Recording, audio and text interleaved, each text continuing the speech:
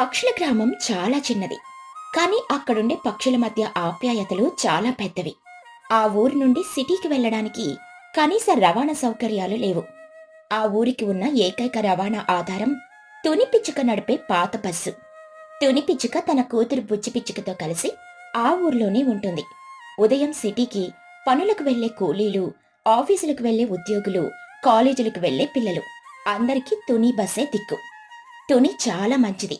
అందర్నీ నవ్వుతూ పలకరిస్తూ ఎంతో జాగ్రత్తగా సిటీకి తీసుకెళ్లి మళ్లీ సాయంత్రం ఊరికి తీసుకొనొస్తుంది.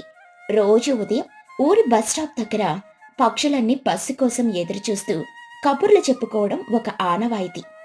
ఒకరోజు ఉదయం చోటు చిలుక, చిచ్చుకాకి, మహిక్రద్ద, లూసీ పావురం బస్ స్టాప్ దగ్గర నిలబడి మాట్లాడుకుంటూ ఉంటారు.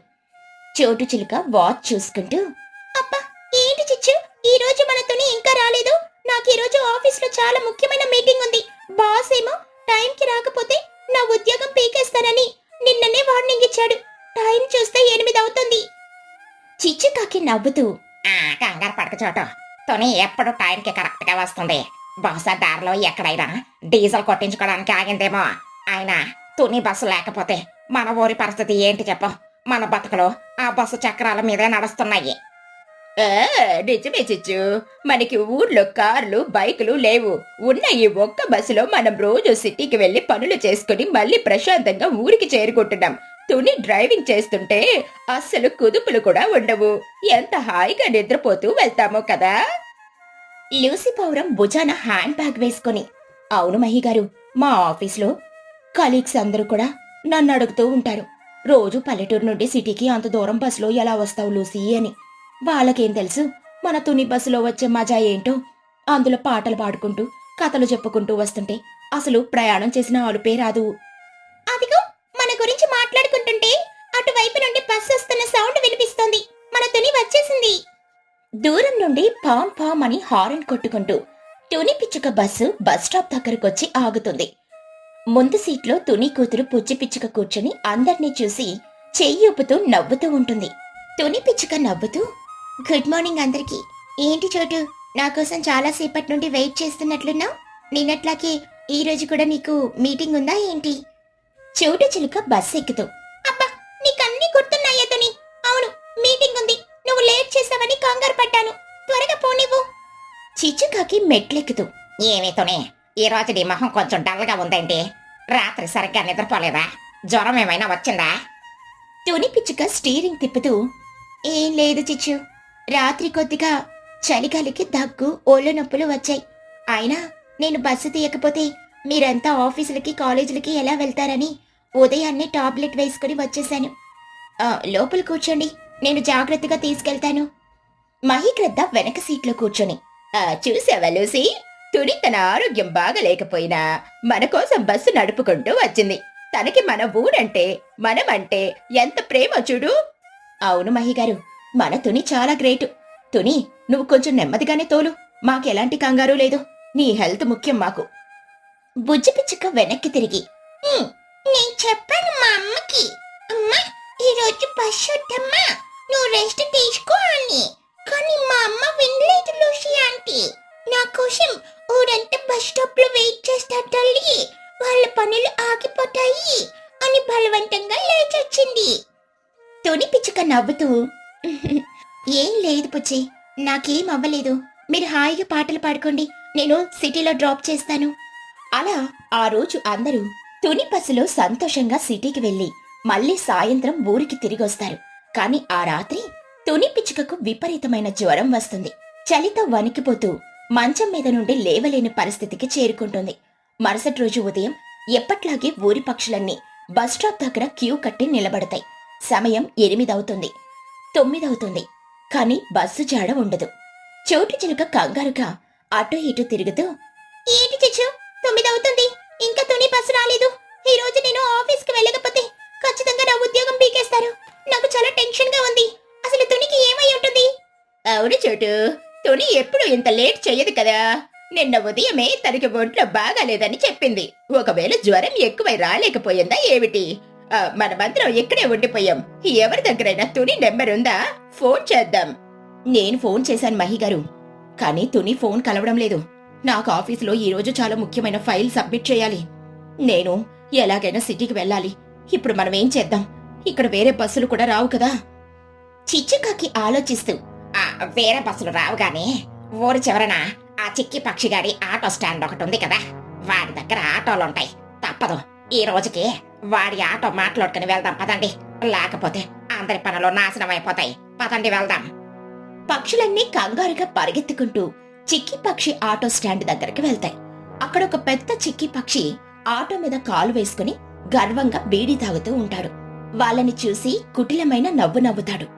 చిక్కి పక్షి వెటకారంగా, ఏంటా పక్షులారా, ఊరంతా గుంపుగా నా ఆటో స్టాండ్ దగ్గరకు వచ్చారు. ఏమైంది, మీతోని పిచ్చక బస్సు రాలేదా ఈ రోజు? నా దగ్గరకు వచ్చారంటే పనులాగిపోయే పరిస్థితి వచ్చిందన్నమాట. చిక్కి పక్షి గారు, దయచేసి వెటకారం ఆపండి. మాకు సిటీకి వెళ్ళడానికి చాలా అర్జెంట్ ఉంది. మీ ఆటోలో ఒక నలుగురిని సిటీలో దింపండి. ఎంత తీసుకుంటారు? చిక్కి పక్షి ముసిముసి నవ్వులు నవ్వుతూ, సిటీగా అదంత దూరం ఉంటుందో తెలుసా? అయినా నా ఆటో మామూలు ఆటో కాదు, ఫుల్ స్పీడ్ లో వెళ్తుంది. కాబట్టి సిటీకి ఒక్కొక్కరికి 200 రూపాయలు అవుతుంది. నలుగురికి 800 కట్టండి. ఎక్కండి. మహీగ్రద్ద షాక్ అయ్యి, ఏమిటి 200? పగటి పూట దోపిడీ చేస్తున్నావా చిక్కి పక్షి? సిటీకి తుని బస్సులో వెళ్తే కేవలం 20 రూపాయలు మాత్రమే తీసుకుంటుంది. నువ్వు ఏకంగా 10 రెట్లు ఎక్కువగా చెబుతున్నావు. అవును చిక్కి పక్షి గారు, ఇది చాలా అన్యాయం.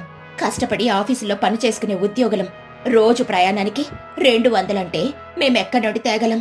మేమంతా తుని బస్సులో వారం రోజులు ప్రయాణించే డబ్బులు నువ్వు ఒక్క రోజుకే అడుగుతున్నావు. కొంచెం తగ్గించండి ప్లీజ్. చిక్కి పక్షి కోపంగా కళ్ళెర్ర చేసి, ఓయ్, తగ్గించేది లేదు, గిగ్గించేది లేదు. ఇష్టమైతే 200 ఇచ్చి ఎక్కండి. లేకపోతే మే ఎల్లక వెళ్ళి ముసుగు తండ్రి పడుకోండి. ఈ రోజు తుని బస్సు రాదు అని నాకు తెలుసు. మీకు వేరే దిక్కేలేదు. నేను ఎంత అడిగితే అంత ఇవ్వాల్సిందే. అది నా రాటం, నా ఇష్టం. చిచ్చుకాకి పళ్ళు కొరుకుతూ, వీడు మామూలు దొంగ కాదు చోట. ఆపదను చూసి అడ్వాంటేజ్ తీసుకుంటున్నాడు. కానీ మనం ఏం చేయగలం? ఈ రోజు ఆఫీస్కి వెళ్ళకపోతే నీ ఉద్యోగం పోతుంది, లోసికి ఆఫీసులో ప్రాబ్లం అవుతుంది, నా వ్యాపారము పోతుంది. ఇష్టం లేకపోయినా ఈ దోపిడీకి ఒప్పుకోక తప్పదు. ఇవ్వండి, తలా 200 ఇవ్వండి. పక్షులన్నీ తీవ్రమైన అసంతృప్తితో ఏడుపు మొహాలతో చిక్కి పక్షికి 200 రూపాయలిచ్చి ఆటో ఎక్కుతాయి. దారి పొడుగునా ఆ ఆటో కుదుపులకి వాళ్ళకి ఒళ్ళు నొప్పులు పుడతాయి.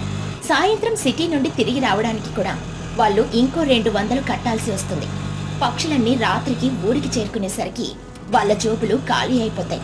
శరీరాలు అలసిపోతాయి. రచ్చబండ దగ్గర అందరూ కలుసుకుంటారు. చోటు చిలుక తల పట్టుకుని, అబ్బా, ఈ రోజు ఆటో కుదుపులకి నా నడుము విరిగిపోయినంత పనైంది.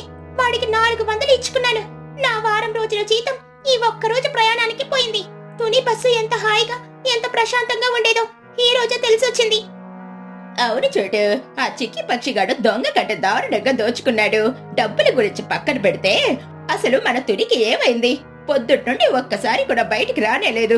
నాకు చాలా ఆందోళనగా ఉంది. నేను కూడా అదే ఆలోచిస్తున్నాను మహిగారు. నిన్న ఉదయం బస్సు నడుపుతున్నప్పుడే ఆమెకు జ్వరం అని చెప్పింది. ఒకవేళ సీరియస్ అయిందేమో. మనం వెంటనే వెళ్లి తుని పరిస్థితి ఏంటో చూసొద్దాం పదండి. అవునవును, నాకు బుజ్జిని తలుచుకుంటేనే ఏడుపొస్తుంది. పాపం చిన్నపిల్ల. వాళ్ళ అమ్మకి జ్వరం వస్తే ఒకటే ఏం చేస్తుందో ఏమో. పదండి, వెంటనే వెళ్దాం. పక్షులన్నీ కలిసి తుని పిచ్చుక ఇంటికి వెళ్తాయి. తలుపు మెల్లిగా తెరిచే ఉంటుంది. వాళ్ళు లోపలికి వెళ్లి చూసేసరికి వాళ్ళ హృదయం ద్రవించిపోతుంది. తుని పిచ్చుక మంచం మీద పడుకుని తీవ్రమైన జ్వరంతో చలితో వణుకుతూ ఉంటుంది. పక్కనే ఉన్న చిన్నారి బుజ్జి పిచ్చుక కళ్ళ నిండా నీళ్లతో ఒక గుడ్డను చల్లటి నీళ్లలో ముంచి వాళ్ళమ్మ నుదిటి మీద పదే పదే పెడుతూ ఉంటుంది. తల్లిని కాపాడుకోవడానికి ఆ చిన్నారి పడుతున్న తాపత్రయం చూసి పక్షుల కళ్ళల్లో నీళ్లు తిరుగుతాయి. చోటు చిలుక పరిగెత్తుకుంటూ వెళ్లి బుజ్జిని హత్తుకుని, బుజ్జి, ఏమైంది తల్లి? మీ అమ్మకేమైంది? ఎందుకు వణుకుతోంది? బుజ్జి పిచ్చుక పోరున ఏడుస్తూ, చోటు అత్త, నిన్న రాత్రి నుండి మా అమ్మకి జ్వరం తగ్గటం లేదట. కళ్ళు తెరవటం లేదు.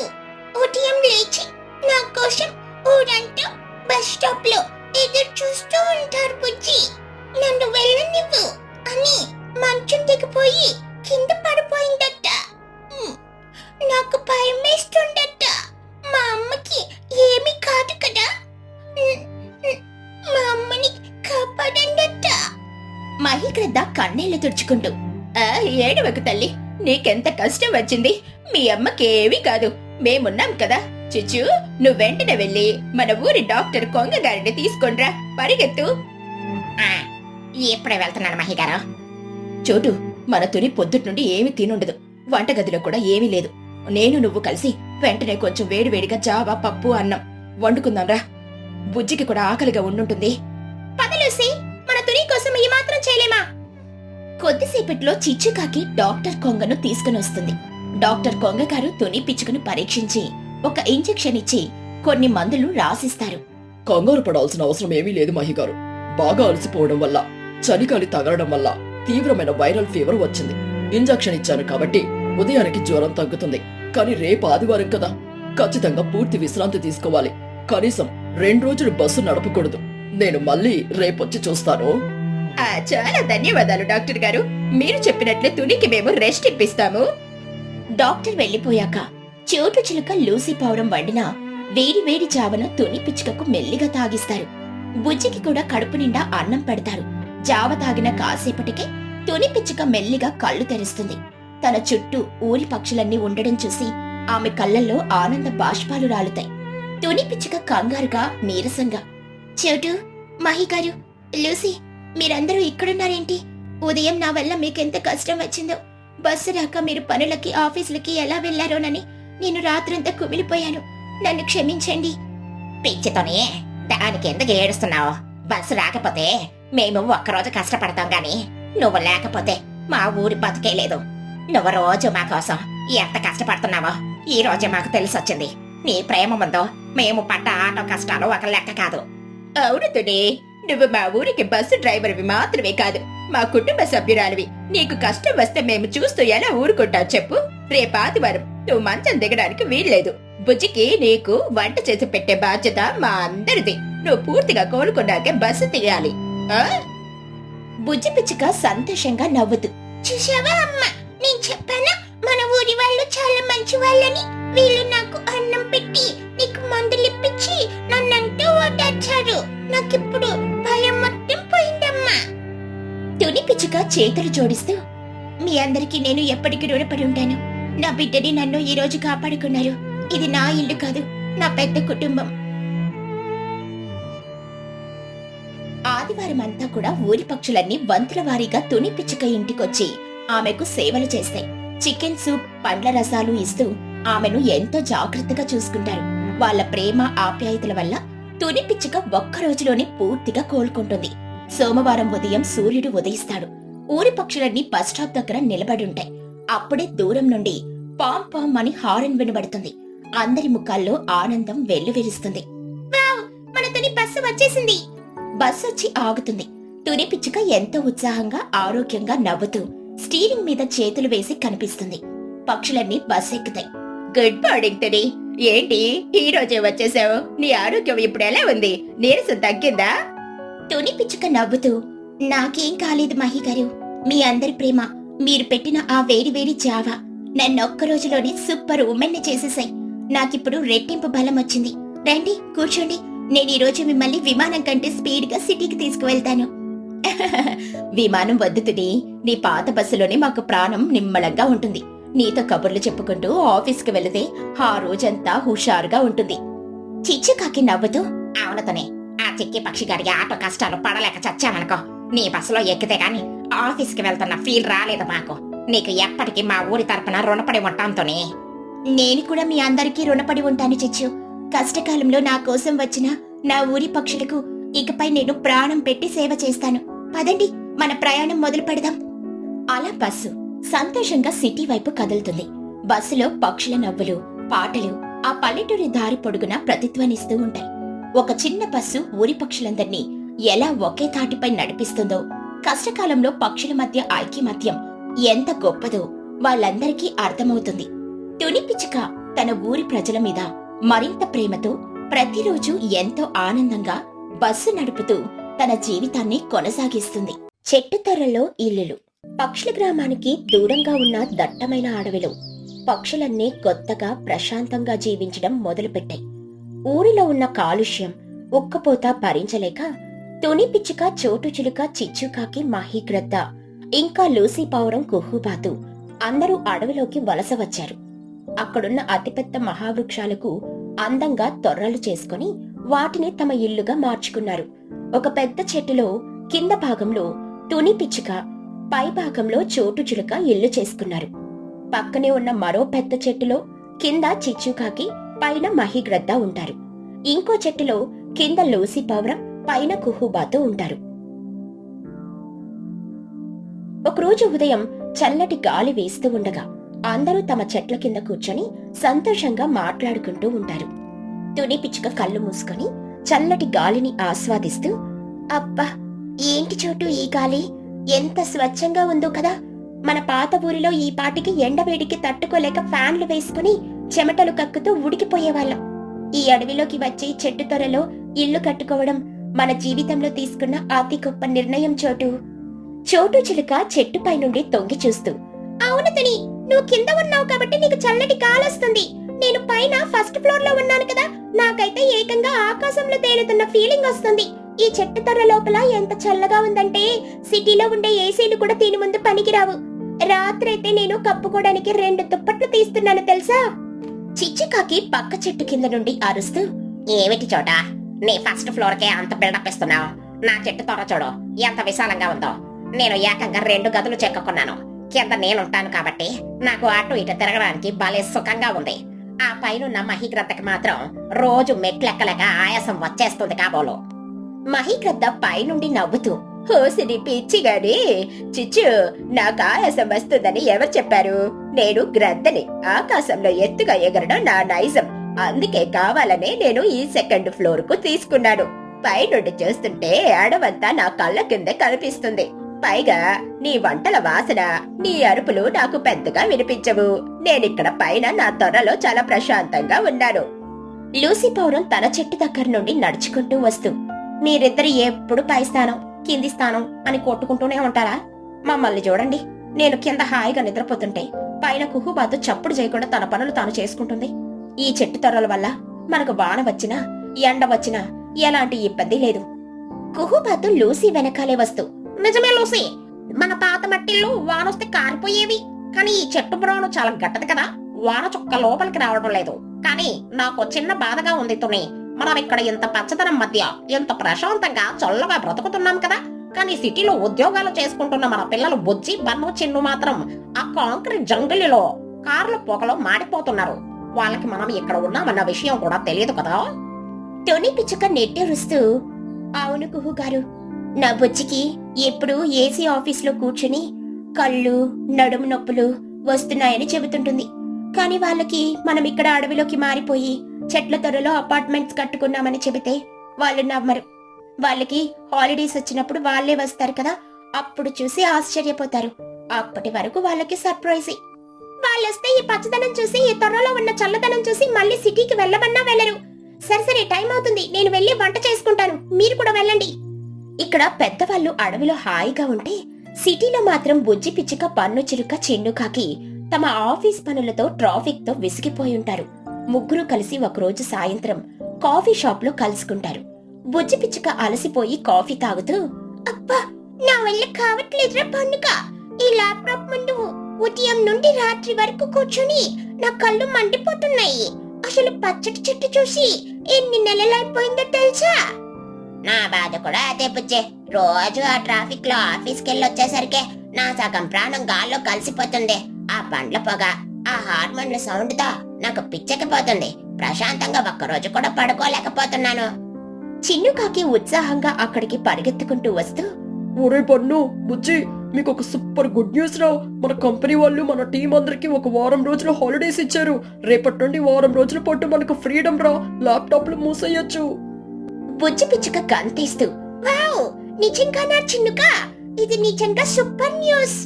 అయితే మనం ఈ వారం రోజులు ఇక్కడ ఈ సిటీలో ఉండొద్దు. రేపొద్దుయాన్ని ఫస్ట్ బస్ పట్టుకుని మన ఊరికి, మన అమ్మ వాళ్ళ దగ్గరికి వెళ్ళిపోదాం. నాకు మా అమ్మ చేతి వంట తినాలని, మన ఊరి గాలి పీల్చాలని చాలా ఆశగా ఉంది. అవును బుజ్జే, నేనైతే వెళ్ళి మా అమ్మ ఒడిలో తల పెట్టుకుని వారం రోజులు కదలకుండా నిద్రపోతాను. మన అమ్మలకి మనం వస్తున్నట్టు ఫోన్ చేసి చెప్పకండే. సడన్ గా వెళ్ళి వాళ్ళకి పెద్ద సర్ప్రైజ్ ఇద్దాం. వాళ్ళు మనల్ని చూసి ఎంత ఆనందపడతారో కదా. డన్. రేపు ఉదయాన్నే మన పల్లెటూరికి బయలుదేరుతున్నాం. నేను ఇప్పుడే వెళ్ళి బట్టలు ప్యాక్ చేసుకుంటాను. ఇక మరుసటి రోజు ఉదయం పిల్లలు ముగ్గురు సంతోషంగా సిటీ బస్ ఎక్కి తమ పల్లెటూరికి చేరుకుంటారు. ఊరిలోకి అడుగు పెట్టగానే వాళ్ళ ముఖాల్లో ఆనందం వెల్లువిరుస్తుంది. కాని వాళ్ళు తమ పాత ఇళ్ల దగ్గరికి వెళ్లేసరికి వాళ్ళకి పెద్ద షాక్ తగులుతుంది. తుని, చోటు, చిచ్చు వాళ్ళ పాత ఇళ్లన్నీ కూడా పాడుపడిపోయి తలుపులు విరిగిపోయి చుట్టూ పిచ్చి మొక్కలు మొలిచి ఉంటాయి. అక్కడ ఎవరూ ఉండరు. బుజ్జి పిచ్చుక కంగారుగా తన పాత ఇంటి చుట్టూ తిరుగుతూ, ఏంటిదిరా పండుగ, మన ఇళ్ళన్నీ ఇలా పాడుపడిపోయాయేంటి? తలుపులు కూడా లేవు. మా అమ్మ ఎక్కడికి వెళ్ళింది? బన్ను చిలుక భయపడుతూ, అవును బుజ్జి, మా ఇల్లు కూడా ఖాళీగానే ఉంది. అసలు ఇక్కడ ఎవరు ఉంటున్నట్టు లేదు. ఊళ్ళో పక్షులు కూడా పెద్దగా ఎవరు కనిపించడం లేదేంటి? వీళ్ళంతా ఎక్కడికి వెళ్ళిపోయారా? చిన్నుకాకి తల పట్టుకుని ఏడుపు ముఖంతో, అమ్మో, మన అమ్మలకి ఏమైందిరా? ఎవరైనా కిడ్నాప్ చేశారా? లేక ఏమైనా వరదలొచ్చి ఊరి ఖాళీ చేసి వెళ్ళిపోయారా? మా అమ్మ ఎక్కడా? చిచ్చు అమ్మో, ఓ అమ్మో, ఎక్కడున్నావే? ఒరే చిన్నగా, కంగారు పడుకో, ఏడవకురా. ఎక్కడికో వెళ్ళుంటారు. ఇక్కడే దగ్గరలో ఎవరైనా ఉన్నారేమో అడిగి తెలుసుకుందాం. పదండి, ఆ చెరువు వైపు వెళ్ళి చూద్దాం. ముగ్గురు చాలా ఆందోళనతో భయంతో ఊరంతా వెతుకుతూ చెరువు గట్టు దగ్గరికి వెళ్తారు. అక్కడొక కొంగ తాత ఒంటికాలు మీద నిలబడి చేపల కోసం ఎదురు చూస్తూ ఉంటాడు. పిల్లలు గబగబా కొంగ తాత దగ్గరికి వెళ్తారు. కొంగ తాత నమస్కారం. నేను చోటు చిలుక కొడుకుని. వీళ్ళు తుని చిచ్చుల పిల్లలు. మా అమ్మ వాళ్ళు ఊళ్ళో లేరు తాత. వాళ్ళ ఇళ్ళన్నీ పాడుబడిపోయున్నాయి. వాళ్ళు ఎక్కడికెళ్లారో మీకేమైనా తెలుసా? కొంగ తాత నవ్వుతూ, అరే బన్నుగాడివా, బుజ్జి, చిన్ను, పట్నం నుండి ఎప్పుడొచ్చారా? మీరు కంగారు పడకండి. మీ అమ్మలకి ఎలాంటి ఆపద రాలేదు. వాళ్ళందరూ చాలా క్షేమంగా, పైగా చాలా రిచ్గా బ్రతుకుతున్నారు ఇప్పుడు. చిన్నుకాకి ఆశ్చర్యంగా, క్షేమంగా ఉన్నారు? మరి ఆ ఇల్లు ఎందుకు వదిలేశారు తాత? వాళ్ళు ఎక్కడుంటున్నారు ఇప్పుడు? మీ అమ్మలు ఈ ఊళ్ళో ఉన్న కాలుష్యం, ఎండలు భరించలేక ఊరవతల ఉన్న పెద్ద దట్టమైన అడవిలోకి వలస వెళ్ళిపోయారా. అక్కడ వాళ్ళు మామూలు ఇళ్లలో లేరు. అడవిలో ఉన్న అతిపెద్ద చెట్లకి తోరణలు చేసుకొని వాటిని బంగ్లాల్లాగా మార్చుకొని అచ్చం మీ సిటీ అపార్ట్మెంట్స్ లాగా ఒకరిపైన ఒకరు ఉంటూ భలే ఎంజాయ్ చేస్తున్నారులే. మీరు తిన్నగా అడవి తారణ వెళితే వాళ్ళ చెట్టు తరలో అపార్ట్మెంట్స్ కనిపిస్తాయి. వెళ్ళండి. బుజ్జి పిచ్చుక షాక్ అయ్యి, చెట్టు త్వరలో అపార్ట్మెంట్సా? ఏంటి తాత మీరు చెప్పేది? నాకేమీ అర్థం కావట్లేదు. సరేరా బనుక, మనం వెంటనే ఆ అడవిలోకి వెళ్ళి చూద్దాం పదండి. వాళ్ళు నిజంగానే అక్కడున్నారేమో. అలా పిల్లల ముగ్గురు కొంగ తాతకు ధన్యవాదాలు చెప్పి వేగంగా అడవిలోకి పరిగెడతారు. అడవి లోపలికి వెళ్ళగానే వాతావరణం ఒక్కసారిగా చల్లబడిపోతుంది. పచ్చని చెట్లు, పక్షుల కిలకిల రావాలు వాళ్ళకి చాలా హాయిగా అనిపిస్తాయి. కొద్ది దూరం వెళ్ళగానే వాళ్ళకా 3 పెద్ద మహావృక్షాలు, వాటికి అందంగా చెక్కున్న తొర్రలు కనిపిస్తాయి. ఆ తొర్రల కింద తుని, చిచ్చు, లూసీలు కూర్చొని మాట్లాడుకుంటూ ఉంటారు. వాళ్ళని చూడగానే పిల్లల ప్రాణం లేచొస్తుంది. బుజ్జి పిచ్చుక గట్టిగా అరుస్తూ, అమ్మా అమ్మా! తుని పిచ్చుక ఉలిక్కిపడి తిరిగి చూసి, బుజ్జి, నా చిట్టి తల్లి, నువ్వేంటే ఇక్కడ? బన్ను చిలుక పరిగెత్తుకుంటూ వెళ్ళి, పిన్నే, నేను కూడా వచ్చాను. చోటు అమ్మా, ఎక్కడున్నావు? చోటు చిలుక చెట్టు పై తొరలో నుండి తల బయటికి పెట్టి, ఒరే పన్ను, నేను ఇక్కడ పైనున్నానురా, ఫస్ట్ ఫ్లోర్ లో. నాన్న, పైకి రారా. అమ్మో చిచ్చు, నన్ను భయపెట్టేశావు కదమ్మా. మీ ఇల్లు పాడుపడిపోయేసరికి ఏమైపోయారు అని ఏడ్చేశాను తెలుసా? చిచ్చుకాకి చిన్నుని హత్తుకుని, ఈ అడవికి రాకన్నా, మీకు చెప్పకుండా ఈ అడవిలోకి మారాం కదా, అందుకే మీకు తెలియలేదు. మేమంతా ఇక్కడ ఎంత హాయిగా ఉన్నామో చూడండి. బుజ్జి పిచ్చుక ఆశ్చర్యంగా ఆ చెట్లను చూస్తూ, అమ్మా, ఏంటమ్మా ఈ ఇల్లు? ఇవి అచ్చం మా సిటీలో ఉండే అపార్ట్మెంట్స్ లాగానే ఉన్నాయి. కింద నువ్వు, పైన చోటు అట్ట, అక్కడ కింద చిచ్చు అట్ట, పైన మహి ఆంటీ. అసలు మీరు ఈ చెట్ల తొర్రలలో ఇంత అందంగా ఎలా చెక్కుకున్నారమ్మా? చూడ్డానికి చాలా అద్భుతంగా ఉన్నాయి. తుని పిచ్చుక గర్వంగా, అదే మరి మీ అమ్మల టాలెంట్ అంటే. అందరం కలిసి రోజుకు కొద్దిగా మా ముక్కులతో గోళ్లతో పాత చెట్ల మ్రాణులను చెక్కి లోపల గదుల్లాగా తయారు చేసుకున్నాంరా. కింద మెత్తటి ఎండు కట్టి పరుచుకున్నాం. వానొస్తే ఒక్క చుక్కు కూడా లోపలికి రాదు. లోపల వెచ్చగా, పగలు చల్లగా ఉంటుంది.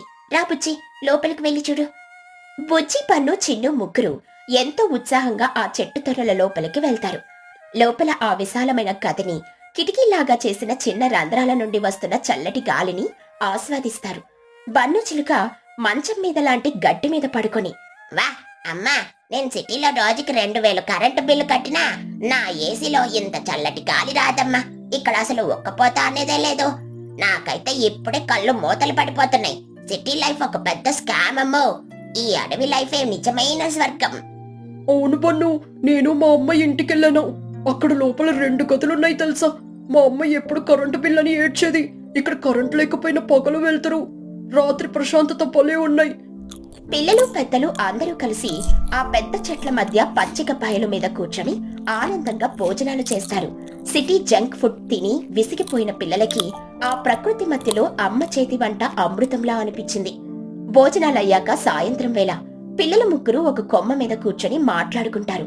బుజ్జి పిచ్చుక గాలి పీలుస్తూ, చూశారా, సిటీలో మనం టార్గెట్లు, డెడ్ లైన్లు అంటూ ఉదయం నుండి రాత్రి వరకు మిషన్ల లాగా బ్రతుకుతున్నాం. కానీ మన అమ్మలను చూడు, ప్రకృతితో ఎంత మమేకమైపోయి కాలుష్యం లేకుండా ఈ చెట్టు తొర్రలు ఎంత ప్రశాంతంగా ఆరోగ్యంగా బ్రతుకుతున్నారు. నిజమైన జీవితం అంటే ఇదేనేమో కదా. 100% కరెక్ట్ బుజ్జే. నాకు నా ల్యాప్టాప్ ఓపెన్ చేయాలన్నా, మళ్ళీ ఆ ట్రాఫిక్ లో బండి నడపాలన్నా భయంగా ఉంది. మన ఆఫీసుల వాళ్ళకి ఒక మెయిల్ పెట్టేద్దాం, మన హాలిడేస్ ని ఇంకో వారం రోజులు పొడిగించమని. ఈ చల్లటి గాలిని, ఈ పచ్చదనాన్ని నేను ఇప్పుడే వదులుకోలేను. నేను ఆల్రెడీ మా బాస్ కి మెసేజ్ పెట్టేశాను. నా హెల్త్ బాగాలేదు, నేను సిటీకి ఇప్పుడే రాను అని. ఈ చెట్టు తొర్రల ఇంటిలో వారం రోజులు ప్రశాంతంగా నిద్రపోయి మా అమ్మలు వండే ఫుడ్ తిని బలం తెచ్చుకున్నాకే తిరిగి వెళ్తాను. అసలు రిటైర్మెంట్ అయ్యాక నేను కూడా ఇక్కడే చెట్టు తొర్ర కొనుక్కుంటాను. పిల్లల మాటలు విన్న తుని, చోటు, చిచ్చులు ఆనందంతో మురిసిపోతారు. తమ పిల్లలు కూడా తమ కొత్త జీవన శైలిని, ఆ పచ్చదనాన్ని ఇంతగా ఇష్టపడినందుకు వాళ్లకు ఎంతో సంతోషం కలుగుతుంది. ఆ వారం రోజుల పాటు బుజ్జి, పన్ను, చిన్ను ఆ చెట్టు తొర్రల అపార్ట్మెంట్స్ లో తమ అమ్మలతో కలిసి ప్రకృతి అందాలను, చల్లటి గాలిని ఆస్వాదిస్తూ సిటీ కష్టాలను పూర్తిగా మర్చిపోయి చాలా ఆనందంగా, ప్రశాంతంగా గడుపుతారు. ఆ చెట్టు తొర్రలే వాళ్ళ పాలిట నిజమైన స్వర్గధామంగా మారిపోతాయి.